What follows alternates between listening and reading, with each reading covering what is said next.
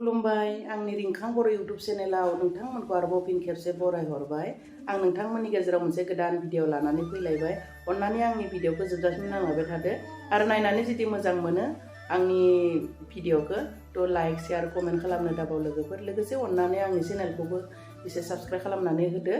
थ' आं भिडिअखौ स्टार्ट खालामनोसै, नोंथांमोना नायलांबाय थादो। आं दिनै मा खालामनो नागिरदों नायलांबाय थादो। आं दिनै नै दाउदै दैबा लादों, ओमफ्राय मटर एसे लादों, आलु दरबा मिडियाम साइजनि लाबाय नै, आरो बेवहाय फानलु सामब्राम गुफुर गोजा लाबाय। थ' आं दिनै बेखिनिजोंनो मा बुङो आलु दाउदै ओंख्रि संगोन, आलु दाउदै मटर ओंख्रि। बेखौनो नोंथांमोनजों शेयार खालामनो थाखाय भिडिअखौ बानायबाय। थ' नायलांबाय थादो आं माबायदि सङो।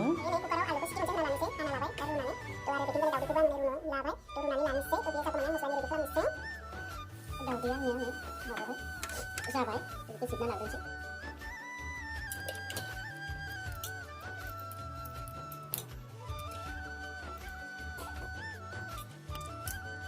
आरो बिमाया नै दासो दाउदै गिदिर फिसालाय आरो मोनबायना सोरबाय खोबहाबनानै होला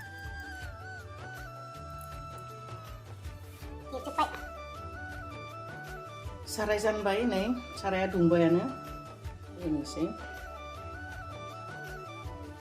लाबाय दाउदैखौबो जिरना लाखाबाय नै, गोदला गोदलि जाजोब्बाय आखाइफोरानो एकदम खखर मखर खालामनानै। आलुखौबो थिखांना लाबाय आं कुकारनिफ्राय। मटरखौबो लाबाय नै, बिथिं फानलु माबाफोरखौबो देनानै लाखाबाय, सामब्राम गुफुरफोरखौबो हानानैबो लाखाबाय। थ' संनोसै एसे कालार फोननानै लानोसै, कालार फैनांगोन ना बेनि थाखाय गोजा जारोंगोन खालामना संनानै जानोसै लोगो गुदुं गुदुं। दाथ' आरो थान्दा दिन ना, नोंथांमोनाबो गुदुं गुदुंनो जायो, आंबो बिदिनो गुदुं गुदुङैनो जानोसै। कालार होबाय नै, थावाबो दुंबाय, होनोसै आरामसे।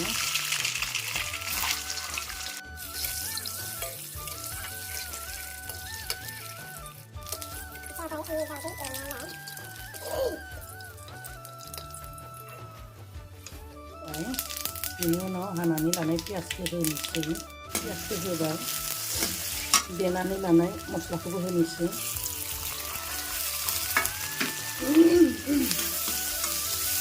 संख्रि होबाय, हालदैबो होखाबाय।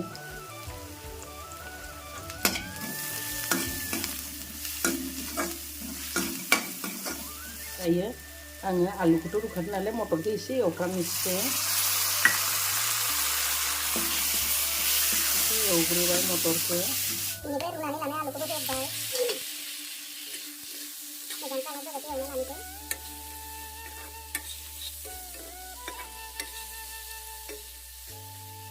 जिरा जालुक गासैखौबो देनानै लानाय मस्लाखौ एसे होबाय मोदोमनो थाखाय, एसे आलुफ्रावबो हाबथोंसै एवनाय समाव।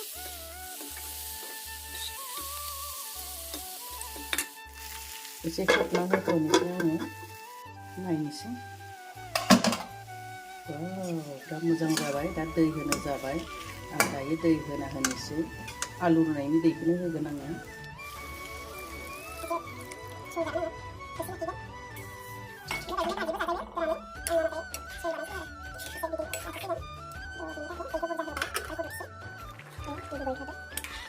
जासिगोनानो गेब्लेबायानो नालाय आरामसे।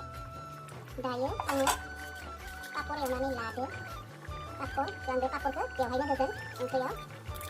बेखौ माने पापर होयोब्ला गोथाव मोनो, बेनिफ्राय पापरखौ आं बिदि सेख्रेबना होगोन। एसे गांला बिदि दोनगोन। आलु मटर सयाबिन बेफोरबायदि पापर होनानै सङोब्लाबो दा टेस्टि जायो भाजिया। जानायफ्राथ' मिथिगोन ना दायोफोरनि थाखाय बेरादखौबो लांलायलायबायहाय। बेबायदि होजायो आङो, होनानै एरबाय। आंनि भाजिया मोननोसैयानो। बेनि उनाव आङो दायो दाउदैखौ होबाय। बेबायदि जायोब्ला बिराद टेस्टि गोथाव जायो।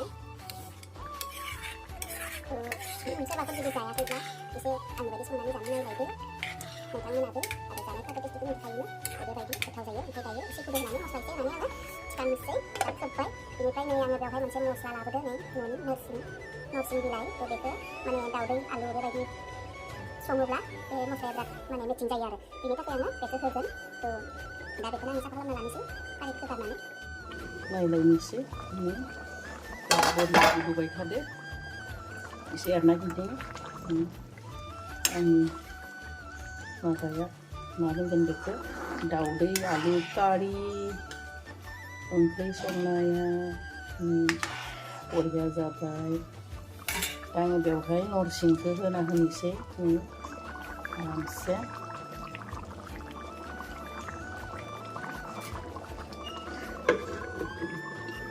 रेडि जाबाय आं एरबाय थालिया नै बिराद बरिया जाबाय दा आं गेसनि फ्लेमखौ अफ खालामना दोननोसै बरियानो मोनबायानो आरो वाव आं ट्रेन्सफार खालामनायखिनि र' बेलेग बासोनाव दा नै आं दा बेखौ ट्रेन्सफार खालामना लानोसै बेलेग बासोनाव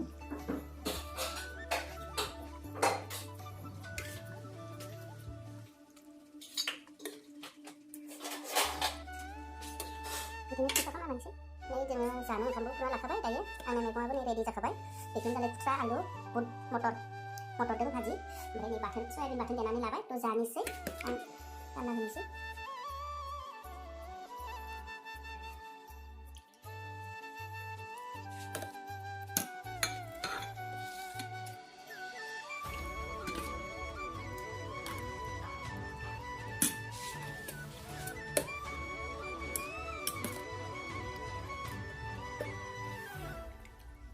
जानोसै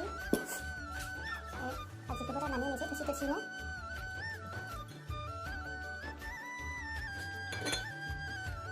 आखाइजोंबो राननानै होबाय बाथोनखौबो